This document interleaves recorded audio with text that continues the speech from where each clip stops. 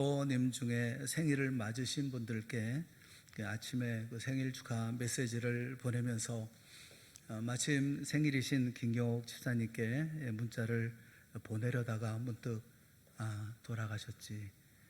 김경옥 집사님이 암으로 돌아가셨죠. 생각을 하면서 마음이 많이 아련했습니다. 그날 또 제 장인어른도 돌아가셨죠. 그 장례 한가운데 있다 보니까 참 생각이 많았습니다.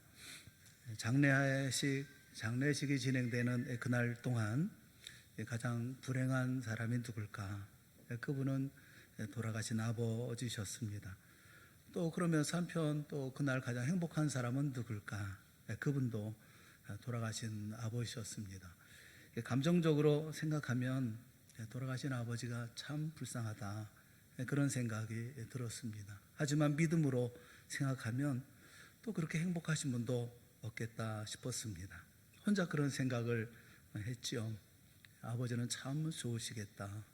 주님이 맡기신 세상의 모든 소명을 훌륭하고 존경스럽게 잘 끝마치셨으니 아버지는 참 좋으시겠다. 아버지는 참 좋으시겠다. 우리는 한 번도 가보지 못한 천국에 가셨으니 아버지는 참 좋으시겠다. 아버지는 좋으시겠다.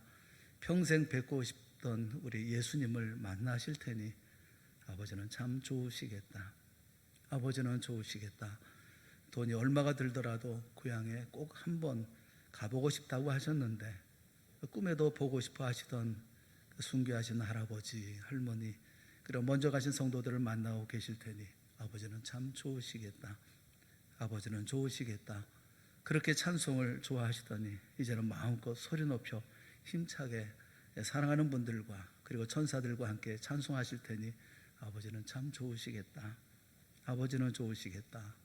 여지껏 딸이 반주하면서 찬송하셨는데 이제는 완벽한 천사들의 반주에 맞춰서 찬송하실 테니, 물론 집사람은 아버지는 천사들의 반주보다 자신의 반주를 더 좋아하실 것이라고 주장하기는 하지만 천사의 화려하고 아름다운 반주에 맞춰서 찬송하실 테니 아버지는 참 좋으시겠다.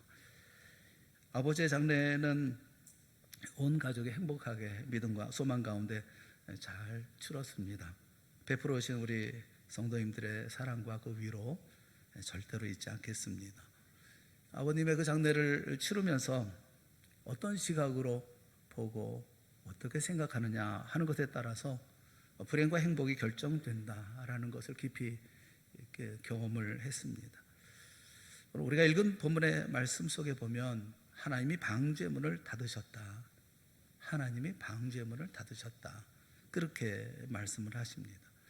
창세기 7장 16절 말씀에 보면 여호와께서 그를 들여보내고 문을 닫으시니라. 여호와께서 닫으셨다 말씀하고 있죠. 바 이세고르 예호바 바도, 그리고 여호와 하나님이 속에 이렇게 두고 가두고 그리고 닫았다. 사가르라고 하는 이 말은 닫다라 또는 폐쇄하다, 빗장을 지른다, 미완료형으로 그렇게 쓰여져 있습니다. 마치 노아의 의지와는 상관없이 하나님이 가두어 버린 것처럼 말씀을 하십니다. 그리고 생각해 보면 오늘 우리의 시대가 그렇지 않은가 하는 생각이 들어요. 하나님이 일상을 닫아버린 시대. 하지만 역시 이 역시도 시각의 문제라는 생각을 합니다. 우리가 감정적으로 보는가 아니면 믿음으로 보는가. 여호와께서 문을 닫으셨다. 왜 하나님께서 문을 닫으셨을까? 우리는 어떻게 보며 어떻게 행동해야 할까 하는 것을 우리가 좀 생각을 해보려고 하는 것입니다. 하나님이 천지를 창조하시고 마지막 날에 사람을 만드셨지요. 자기 형상을 닮은, 하나님의 형상을 닮은 남자와 여자를 만드셔서 온 세상을 다스리게 하시고 이 땅에 충만하도록 축복하셨습니다. 불행하게도 하나님의 명령을 거역하고 죄를 범함으로 전 인류가 영원토록 죄 아래 살게 되는 불행한 존재가 되어버렸습니다. 죄를 지음으로 말미암아 에덴 동산에서 쫓겨난 아담과 하와는 땀 흘리며 수고해야 했고 또 해산에 수고를 하면서 이 땅에 살아야만 했었습니다. 그러면서 후손은 점점 번성하기 시작했죠. 그 기간이 얼마나 된지 알 수 없지만 창세기 6장 1절에 보면 사람이 땅 위에 번성하기 시작할 때에 그렇게 말씀을 합니다. 사람들이 번성하기 시작했다. 부패한 인간이 번성하니까 번성하면 번성할수록 죄악은 더욱 기승을 부린 것이죠. 사람들의 마음은 점점 더 하나님을 떠나고 세상은 죄로 덮여져 갔습니다. 사람들이 땅에 번성하면서 인구가 점점 늘어나면서 그들에게서 딸이 낳는데 창세기 6장 2절 말씀을 보면 하나님의 아들들이 사람의 딸들의 아름다움을 보고 자기들이 좋아하는 모든 여자를 아내를 삼는지라 그렇게 말씀을 해요. 이 성경은 상당히 점잖게 절제된 단어로 표현합니다마는 사실 그 당시 얼마나 세상이 부패하고 타락했는가 하는 것을 아주 단적으로 우리에게 말씀해 주고 있는 아주 중요한 구절의 말씀입니다. 비록 사람이 다 부패했지만 그 가운데 하나님을 섬기는 거룩한 사람들이 있었습니다. 아담과 하와는 가인을 낳고 아벨을 낳았습니다. 그런데 가인이 아벨을 죽이는 바람에 두 아들을 몽땅 다 잃어버렸습니다. 가인은 아담과 하와와 하나님을 떠나서 에덴 동쪽 놋 땅에 거주하면서 에녹, 이랏, 무후야엘, 무두사엘, 라멕, 야발, 유발, 두발가인, 나아마를 낳고 한 무리를 지어 또 하나의 족속으로 삶을 살아갑니다. 한편 하나님은 아담과 하와에게 아벨 대신에 아들을 주었는데 그 아들이 셋입니다. 셋이 에노스를 낳고 그때 사람들이 비로소 여호와 이름을 불렀다라고 창세기 4장 26절에 말씀을 합니다. 그러니까 여기 하나님의 아들들은 셋의 후손들을 말씀하죠. 이 셋의 후손들은 세상이 아무리 악해도 세상 사람이 아무리 하나님을 대적해도 하나님을 섬기는 거룩한 생활을 해왔던 것입니다. 그런데 인구가 점점 늘어나면서 서로 교류하고 사회생활을 하면서 하나님을 섬겨야 될 하나님의 아들들, 그 거룩한 사람들이 세속화되기 시작했던 겁니다. 처음에는 높은 기준을 가지고 그 기준과 원칙대로 살면서 하나님 앞에 영광을 돌리던 사람들이 점점 더 악해지는 세상 사람들에게 물이 들어서 그 기준을 자꾸 낮춘 거죠. 나중에는 똑같은 세상 사람들이 되어져 버리고 만 것입니다. 이렇게 하나님의 아들들이 세상 사람과 비슷한 사람이 되어져 버리니까 제일 먼저 그들에게 나타난 죄악이 뭐냐 하면 정욕입니다. 요한일서 2장 16절 말씀을 보면 이는 세상에 있는 모든 것이 육신의 정욕과 안목의 정욕과 이생의 자랑이니 다 아버지께로부터 온 것이 아니요 세상으로부터 온 것이라 라고 말씀하고 있어요. 그래서 하나님의 아들들이 이 세상의 사람들의 딸을 보고 아름답게 여겨지면 예쁘게 보여지면 전부 자기 안으로 삼았다는 겁니다. 말은 점잖지만 요즘 말로 얘기하면 문란한 세상적인 성문화에 점령을 당했다는 거죠. 많은 사람들이 성적으로 타락했음에도 불구하고 그것을 인지하지 못하는 사태가 되어져 버리고 말았던 겁니다. 세상이 윤리적으로 부패하고 결국은 어떤 절대적인 윤리의식이 상대적인 윤리의식으로 뒤바뀌면서 이게 도대체 뭐가 나쁘냐 이런 식으로 생각하기 시작하면 어쩌지 못할 정도로 모든 기준과 표준이 무너져 버리고 맙니다. 이런 모습이 사실 오늘 우리가 보고 있는 현상 바로 그것이 아니겠습니까? 교회 안에도 혼전 순결이라고 하는 말이 이제는 사라져 버리고 말았습니다. 예전에는 듣기만 하면 기절초풍할 만한 일들도 요즘은 태연들 하십니다. 그게 뭐 어떠냐는 식입니다. 그만큼 우리의 의식이 세속화되었다는 것을 말하고 있는 거죠. 이혼이라든지 별거라든지 황혼 이혼이라든지 조론이라는 이런 말이 아무렇지도 않게 상식이라도 되는 것처럼 생각하고 말합니다. 또 그것을 받아들이지 않으면 구식이라든지 구태의연하다든지 고리타분하다고 얘기를 합니다. 요즘 사람들은 그 소셜 네트워킹 서비스라고 SNS나 혹은 페이스북이나 트위터나 혹은 인스타그램을 통해서 서로 팔로우를 하고 또는 마팔을 하고 자기 보여주기 경쟁을 하는 것처럼 보여집니다. 사생활의 노출 수위를 점점 높여가는 것이 제가 보기에는 상당히 위험해 보입니다. 그러는 사이에 자신도 모르게 중독이 되어져 가고 있는 것처럼 보입니다. 감각이 없습니다. 뭘 의미하느냐 하면 타락해 간다는 겁니다. 부패해 간다는 이야기죠. 이 물결이 교회를 점령하고 있다는 것입니다. 우리는 반드시 그 시점에 기억해야 할 말씀이 있습니다. 그 말씀은 요한일서 2장 17절에 있는 말씀이에요. 요한일서 2장 17절의 말씀을 우리 다 같이 함께 같이 봤으면 좋겠습니다. 같이 보겠습니다. 시작. 이 세상도 그 정욕도 지나가되 오직 하나님의 뜻을 행하는 자는 영원히 거하느니라. 이런 꼭 기억하셔야 될 말씀이에요. 지나갑니다. 지나가는 것들입니다. 세상도 지나가고 정욕도 지나갑니다. 세상의 모든 것이 다 지나갑니다. 코로나도 지나가고 우리가 가지고 있는 세상의 꿈도 지나갑니다. 그러나 오직 하나님의 뜻을 행하는 자는 영원히 거하는 법입니다. 이 사실을 잊어버리면 나타나는 현상이 있습니다. 그게 뭐냐면 창세기 6장 4절을 보면 당시의 땅에는 네피림이 있었고 그 후에도 하나님의 아들들이 사람의 딸들에게로 들어와 자식을 낳았으니 그들은 용사라 고대의 명성이 있는 사람들이었더라 라고 말씀하고 있어요. 네피림이 있었다. 당시에 네피림은 전설적인 거인들을 말하죠. 이 네피림이 있었고 또 하나님의 아들들이 있었습니다. 여기 네피림하고 또 하나님의 아들들하고 거의 동격으로 씁니다. 그런데 하나님을 섬기는 거룩한 사람들이 사람의 딸들과 결혼해서 자식을 낳았는데 그들은 아주 굉장한 용사들이었다는 거죠. 고대의 유명한 사람들이었다라는 겁니다. 여러분, 그런데 여기 용사라고 하는 말을 여러분 좀 유념해서 봐야 됩니다. 용사라고 하는 기보르라고 하는 단어 속에는 어떤 것이 들어있느냐 하면 폭력, 포악함 이런 아주 그 심미 이렇게 포함되어져 있습니다. 당시는 폭력이 난무하는 아주 포악한 세대가 되었다는 것을 말하고 있는 거죠. 힘께 나서는 사람은 전부 자기심을 가지고 사람들을 폭행하고 또 폭력이 결국은 저희가 되고 그로 인해서 많은 억울한 사람들이 생겨서 하늘을 향해서 울부짖는 그런 악순환이 벌어지고 있었다는 겁니다.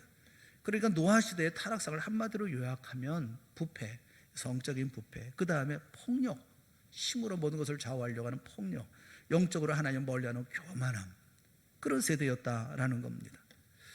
이렇게 되니까 하나님께서 창세기 6장 5절부터 7절에 있는 말씀을 하시는 겁니다.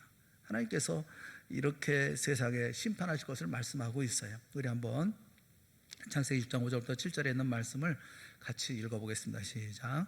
여호와께서 사람의 죄악이 세상에 가득함과 그의 마음으로 생각하던 모든 계획이 항상 악할 뿐임을 보시고 땅 위에 사람 지으셨음을 한탄하사 마음에 근심하시고 이르시되 내가 창조한 사람을 내가 지면에서 쓸어버리되 사람으로부터 가축과 기는 것과 공중의 새까지 그리하리니 이는 내가 그것들을 지었음을 한탄함이니라 하시니라. 사람의 죄악이 세상에 가득했다 말씀하고 있고 그의 마음에 생각하는 모든 계획이 항상 악하다, 항상 악하다. 하나님의 개선의 여지가 없구나. 사람으로 인해서 죄악의 세상이 가득하고 생각하는 것도 게다가 항상 악할 뿐이구나. 가만히 둬서는 안 되겠다. 다 쓸어버려야 되겠다. 그래서 홍수 심판을 하나님이 준비하셨다라는 것입니다.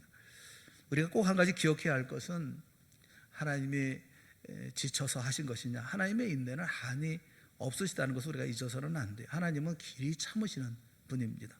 베드로전서 3장 20절을 말씀해 보면 그들은 전에 노아의 방주를 준비할 동안 하나님이 오래 참고 기다리실 때에 복종하지 아니하던 자들이라 이렇게 말씀을 하고 있어요. 하나님은 참고 오래 기다리시는 분이십니다.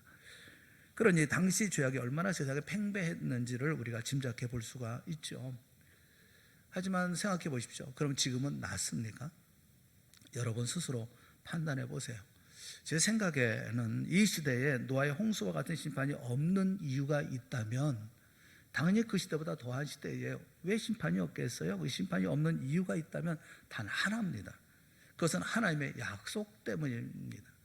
창세기 9장 11절에 보면 하나님은 노아와 모든 생물에게 언약을 하시죠.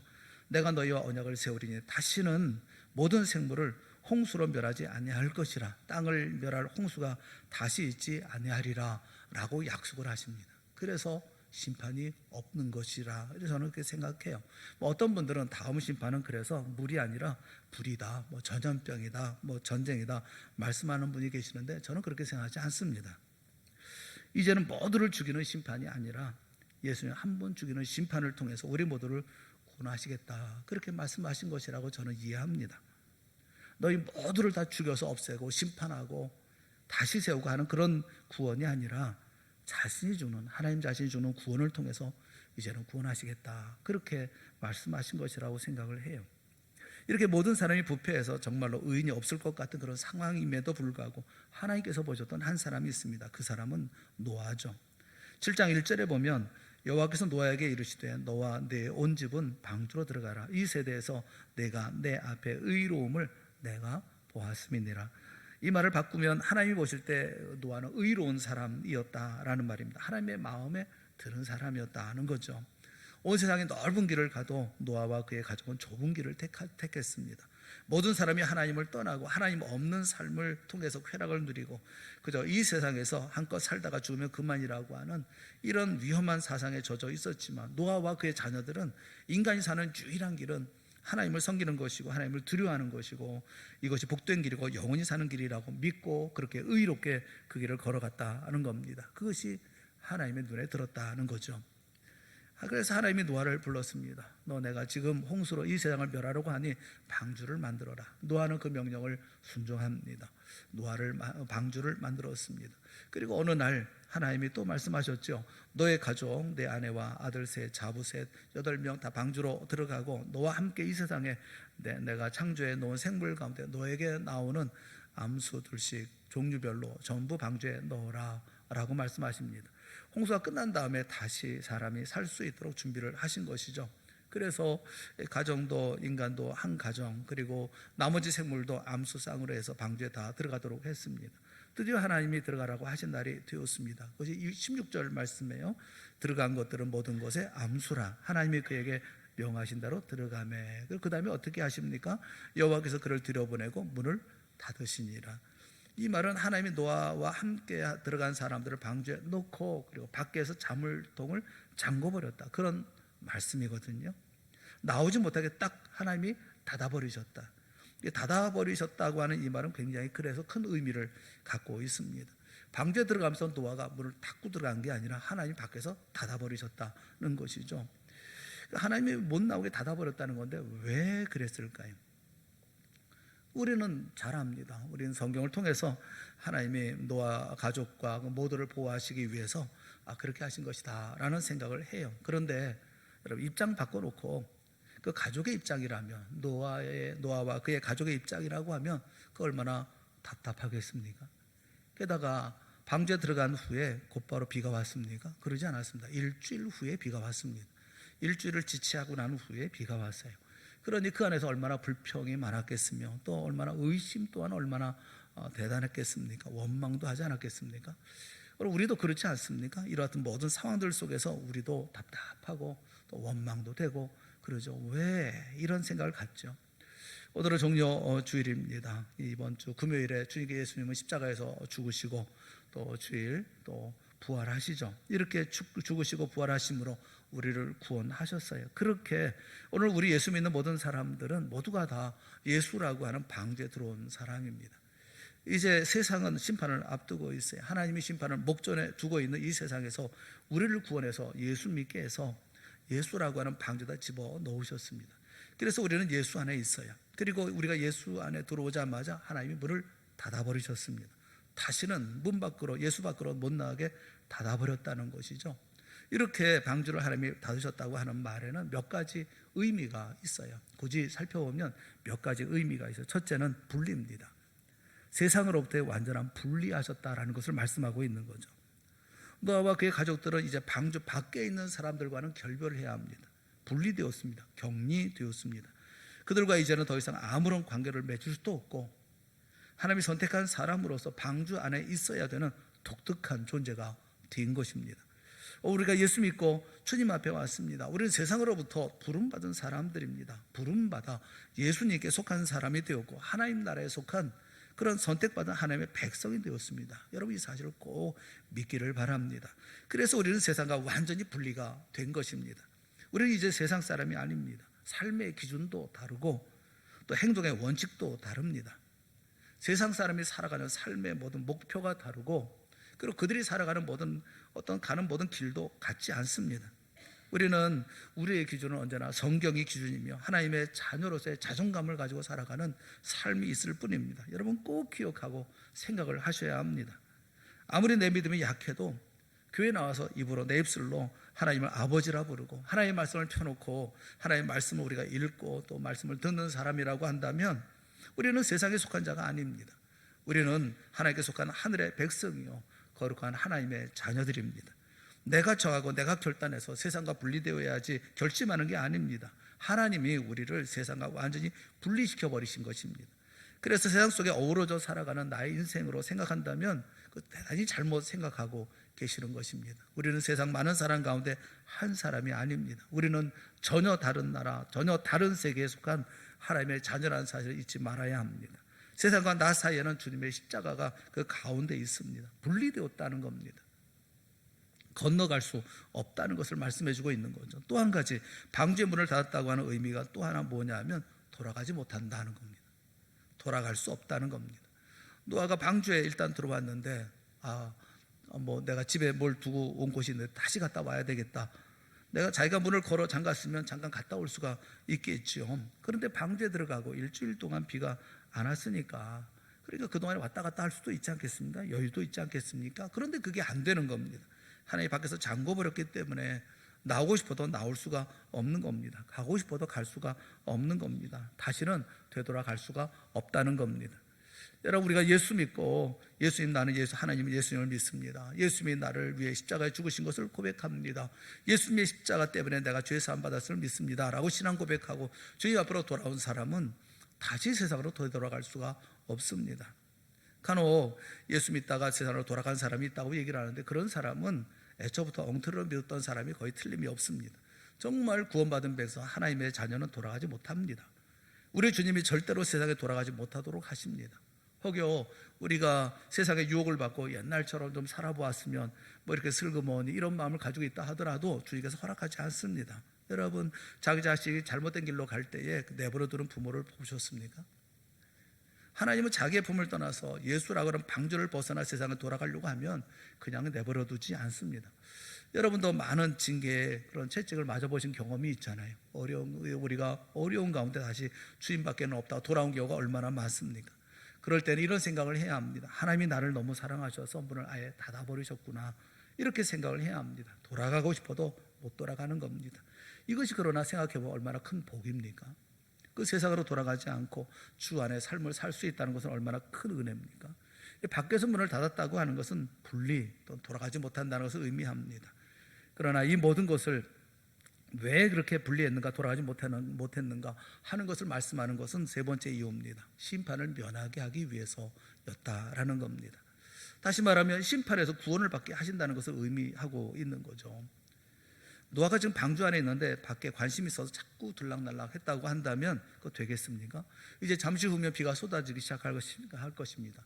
집중호우라는 말로 표현이 안 됩니다. 우리가 집중호우라고 하면 한 시간에 한 100mm만 와도 온 전지가 물바다가 되지 않습니까? 그런데 방주 밖에는 이 집중호우 정도가 아닙니다. 성경에 말씀하고 있는 것을 보면 하늘에서 하늘이 무너진 것처럼, 하늘에 있는 모든 물탱크가 다 터진 것처럼 쏟아져 내렸다고 말씀을 합니다. 땅에서는 또 샘이 터쳐나왔다고 말씀을 합니다. 그러니까 위에서는 쏟아지고 밑에서는 솟아오르고 단 몇 시간 만에 온 세상이 잠겨버리고 말았을 것입니다. 모든 숨쉬는 생물들은 인간을 위해서 다 물에 잠겨버리고 말았던 것입니다. 궁금해서 문을 열고 밖에 구경할 수도 없습니다. 그렇게 했다가는 큰일 나고 말 것입니다. 하나님은 심판을 받지 않도록, 또 심판의 영향을 받지 않도록 노아와 그 일행을 보호하신 것입니다. 여러분, 그렇지 않습니까? 세상은 점점 악해지고 있다는 거 여러분 아시잖아요. 얼마나 혼란스럽고 얼마나 문란스러워지는지 우리가 잘 알고 있죠.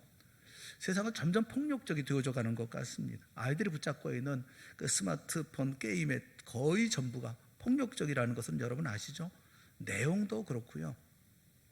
그렇지 않고 건전한 이런 게임이라고 하는데 음향을 보면 터지고 깨지고 폭발하고 그런 폭력적인 음향을 다 사용하고 있더라고요. 이게 무슨 폭력적이지 않다라고 말할 수가 없어요. 인터넷으로 접촉하는 대부분의 것들이 폭력적인 것들이고, TV 드라마만 봐도 그렇지 않습니까? 죽고 죽이고 속고 속이는 그런 내용이 담기지 않은 드라마가 있던가요? 요즘 스타들은 다 전전긍긍합니다. 스타라고 불리우는 분들 보면 옛날 어릴 적에 저질렀던 학폭 때문에 피해자들이 참고 이야기하지 않으면 다행일 뿐인 거죠. 세상에 살고 있는 모든 사람들이 생각해보면 폭력의 가해자거나 아니면 폭력의 동시에 피해자이기도 합니다. 자신이 가해자고 자신이 피해자이기도 한 거죠. 그런 것을 생각해보면 세상에 살고 있는 모든 사람이 폭력에 익숙해져 있다, 그런 생각이 들어요. 폭력을 폭력으로 보지 않습니다. 지금 시대는 어쩌면 노아 시대보다 더 부패하고 더 문란하고 더 포악해지고 또 폭력적인 그런 시대가 아니겠습니까? 사랑하는 여러분, 세상은 반드시 심판받습니다. 세상은 반드시 심판이 임합니다. 학폭을 저질렀던 사람들 지금 심판받고 있는 거 아닙니까? 전전긍긍하지 않습니까? 세상 끝에도 반드시 심판은 있어요. 여러분, 만약에 이 세상에 심판이 없다고 한다면 여기 무슨 소망이 있고 정의가 있겠습니까? 힘센 놈이 무조건 이기고 수단 방법 가리지 않는 이가 성공하는 세상에 되어져 버리고 말지 않겠습니까? 심판이 있기 때문에, 하나님이 계시기 때문에 오늘 이 세상에 소망이 있는 것입니다. 우리 앞에 심판이 있어요. 이 심판에서 우리를 구원하기 위해서 우리를 예수 믿게 하셨습니다. 그리고 예수 안에 우리를 집어넣고 다시 나오지 못하도록 하신 거예요. 여러분, 이스라엘 백성들이 출애굽할 때 애굽의 장자를 죽이는 심판을 마지막에 하십니다. 그때 이스라엘 사람들의 집의 문에는 어린 양의 피를 가지고 표를 하게 했어요. 장자마다 죽이는 천사가 내려왔을 때 그 피를 보고 어떤 일이 일어납니까? 하나님이 이렇게 말씀하셨죠. 출애굽기 12장 13절에 보면 내가 애굽 땅을 칠 때에 그 피가 너희가 사는 집에 있어서 너를 위하여 표적이 될지라. 내가 피를 볼 때에 너희를 넘어가리니 재앙이 너희에게 내려 멸하지 아니하리라. 너희를 넘어가리니. 그래서 이 날을 패스오버, 유월절이라는 말이 넘을 유, 또 그리고 넘을 월이 아닙니까? 마디절. 그래서 넘어가는 날, 이렇게 말씀하고 있는 거잖아요. 재앙이 너에게 내려 멸하지 않게 하리라. 이 유월절이거든요. 오늘도 예수 믿는 사람들 이마에 주님의 피가 있는 줄로 믿습니다. 예수님을 믿는 하나님의 자녀의 가정에 예수님의 피가 발려 있는 줄로 믿습니다. 여러분, 하나님이 우리를 예수의 피로 표를 해놨어요. 그래서 하나님의 심판이 이 땅에 임해도 그 심판이 넘어가지 우리를 칠 수 없도록 하셨습니다. 우리로 하여금 구원받게 하신 것 아닙니까? 그래서 우리를 이렇게 막아놓으시고 밖에서 문을 닫아 놓으셨다, 그렇게 말씀하고 계시는 거예요. 사랑하는 여러분, 주님께서 십자가 위에서 죽으시기 위해서 이 땅에 오시고, 그리고 그 한 주간, 고난의 한 주간을 보내십니다. 그 한 주간 동안 우리가 고난 주간을 보내는 거예요. 그 고난 주간 동안에 주 앞에서 다시 주님의 사랑을 생각하고, 죽으심을 생각하고, 부활하심을 생각하고, 그 구원의 놀라운 사랑을 생각하고, 우리를 이렇게 가둬두셔서 우리로 하여금 오늘날까지 하나님 믿고 섬기는 믿음의 사람이 되게 하시고 가정이 되게 하신 것을 생각하면서 하나님 앞에 자신들을 돌아보는 그런 시간이 우리에게 있어야 되는 것이 아니겠습니까? 여러분, 주님께서 부르시는 그날 우리는 우리가 가지는 모든 것들을 다 놓고 그리고 다 주님 앞에 가야 되는 것이 아니겠어요? 심판의 그날이 되었을 때 우리는 주 앞에 다 구원의 놀라운 심판의 자리 가운데, 상급의 심판의 자리 가운데 서게 되지 않겠습니까? 여러분, 이것은 얼마나 감사한 일인지. 차라리 문을 닫아놓은 것이, 문에 자물통을 가지고 채워버렸다고 하는 것이, 이것이 바로 우리를 향하신 안전장치라는 것을 우리가 알 수가 있죠. 얼마나 고맙고 감사한 일이겠어요. 우리는 세상 사람들과 완전히 구별된 자리에 있다는 사실을 명심하십시오. 우리는 세상으로 다시 돌아가지 못한다는 사실도 기억하십시오. 그리고 우리는 심판으로 망하지 않는다는 사실도 명심하십시오. 안전장치를 해놓으셨기 때문에 그런 것이죠. 이 예수 안에 있는 사람에게 주어져 있는 복이 아닙니까? 우리 모두가 이런 복을 주심에 감사하고 하나님을 찬양하며 한 주간을 보낼 수 있기를 부탁을 드리는 것입니다. 우리 교회가 이제 새로운 역사를 만들기 위해서 참 준비를 하고 있어요. 그렇다고 한다면 우리도 준비해야 되지 않습니까? 우리를 깨끗하게 하고 정결하게 하고, 또 우리가 이런 새로운 세대, 새로운 시대, 새로운 미래를 만들기 위한 충분한 기도와 준비가 우리 가운데 있어야 되는 것이 아니겠습니까? 고난주간 새벽기도 동안 쉽지 않은 길이겠지만 이 본당에서 예배드릴 터인데 여러분 모두가 참여해서 함께 하나님 앞에 예배하고 기도하고 스스로를 돌아보고 또 정결하게 하고 깨끗하게 하고 또 온심을 다해서 하나님 앞에 감사하고 기뻐하며 부활절을 맞이하는 우리 모두가 될 수 있기를 바랍니다. 큰 구원을 주신 주님 앞에 감사를 준비하고 기쁨을 준비하고 내일을 준비하고 힘있는 미래의 삶을 준비하는 우리 동산의 모든 성도들이 다 되어질 수 있기를, 예수 안에 방주 안에, 예수의 방주라고 하는 이 안에 있는 그 가운데 감사와 기쁨이 넘치는 삶을 살아가는 우리 모두가 다 되어질 수 있기를 주님의 이름으로 축원합니다. 우리 함께 기도하겠습니다. 사랑하는 하나님 아버지, 우리에게 은혜를 베풀어 주시옵소서. 우리에게 베푸신 은혜가 무엇인지 기억하게 하여 주시옵소서. 심지어 가장 사랑하는 사람이 이 땅을 떠나도 우리는 감사합니다. 우리는 행복해합니다. 그 이유는 우리를 방주 안에 두신 이유 때문입니다. 이 어떤 놀라운 은혜 가운데 우리가 삶을 살면서 우리가 하나님 앞에 우리 자신을 돌아보고 우리를 깨끗이 하고 또 내일을 준비하고 또 힘이 있고 능력 있는 믿음의 삶을 준비하지 않는다면 그 얼마나 어리석은 일이겠습니까? 있습니까? 주님께서 베푸신 놀라운 은혜를 다시 한번 기억하는 한 주간이 되게 하시고, 부활의 예수 그리스도의 죽음과 부활에 감사하는 우리 모두가 되게 하여 주시옵시고, 감사에 걸맞는 믿음의 충성된 이런 헌신의 삶이 우리 가운데 이루어질 수 있도록 은혜 또한 베풀어 주시옵소서. 사랑하는 성도 한 분 한 분마다 주의 놀라운 사랑에서 붙들어 주시옵시고, 우리 모두가 새로워지는 귀한 한 주간이 되어질 수 있도록 은총 나려 주시옵소서. 예수님의 이름으로 기도드리옵나이다. 아멘. 우리 다 같이 자리에서 일어나